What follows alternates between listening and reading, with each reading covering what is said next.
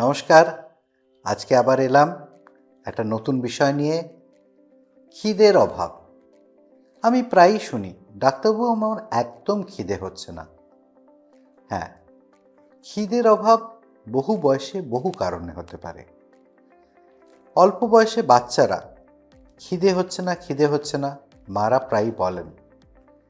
প্রশ্ন হচ্ছে, হয় তাদের পেটের কোনো সমস্যা আছে, অথবা তার হয়তো প্রয়োজনের বেশি আপনি খাওয়াতে চাইছেন। তাই চিন্তা কখন করবেন? যখন তার শরীরে এনার্জির ঘাটতি হচ্ছে।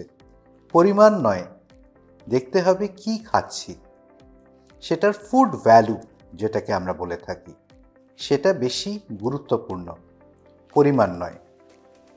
বেশি বয়সের ক্ষেত্রে বা মধ্য বয়সের ক্ষেত্রে ক্ষুধামন্দ সেটাও একটা সমস্যা, এবং খাওয়া দাওয়ার প্রয়োজনীয়তা সোজাসুজি নির্ভর করে এনার্জি এক্সপেন্ডিচার, আমরা বলি মেটাবলিক ইকুইভ্যালেন্ট।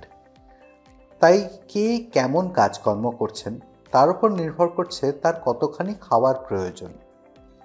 একজন বসে আছেন, সারাদিন টেবিল চেয়ারে বসে কাজ করছেন, তার যতখানি ক্যালোরির প্রয়োজন, আর একজন যিনি মাটিতে হাল চালাচ্ছেন, খেতে কাজ করছেন, তার খাওয়ার প্রয়োজন বা ক্যালোরির প্রয়োজন অবশ্যই আলাদা হবে।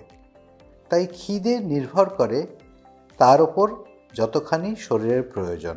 গ্রেলিন নামক একটি হরমোন আমাদের শরীরে বিশেষ করে পাকস্থলী থেকে নিঃসৃত হয়, যেটা আমাদের খিদে ভাব উৎপন্ন করে। সেই গ্রেলিনের পরিমাণ কে নির্ধারণ করে? গ্রেলিনের নির্ধারণ করে ব্রেনের কিছু অংশ, এবং সেই ব্রেনের কিছু অংশ নির্ধারণ করে অন্যান্য আরও অনেক কিছু। তাই এক কথায় বলতে গেলে খিদে না হওয়াটা কিন্তু কোনো অসুখ নয়, হয়তো কোনো অসুখের উপসর্গ হতে পারে। কখন চিন্তার বিষয়?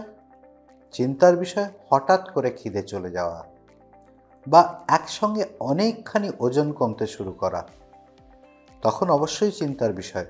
বিশেষ করে 40-এর বেশি বয়সে হঠাৎ করে খিদে চলে গেছে, ভীষণ ক্লান্তি আসছে, সারা দিনের শেষে কাজ করতে পারছেন না, এবং যা খাচ্ছেন মনে হচ্ছে অল্প খেলেই পেট ভরে যাচ্ছে। চিন্তা অবশ্যই করতে হবে। যদি ওজন কমে, আরও বেশি চিন্তার। তাই সেক্ষেত্রে ডাক্তারের কাছে যাবেন। ডাক্তারবাবুর কাছে গিয়ে ভালো রকম পরীক্ষা নিরীক্ষা করে জানতে হবে খিদে কেন কমছে। কিছু কিছু রোগ আছে, যেমন কিডনির অসুখ, তাতেও কিন্তু খিদে কমে। তাই রোগ নির্ণয় করাটাও দরকার। খিদে কেন কমছে সেটাও কিন্তু জানতে হবে, এবং অনেক দিন ধরে যদি এই সমস্যাটা থাকে পুষে রাখবেন না।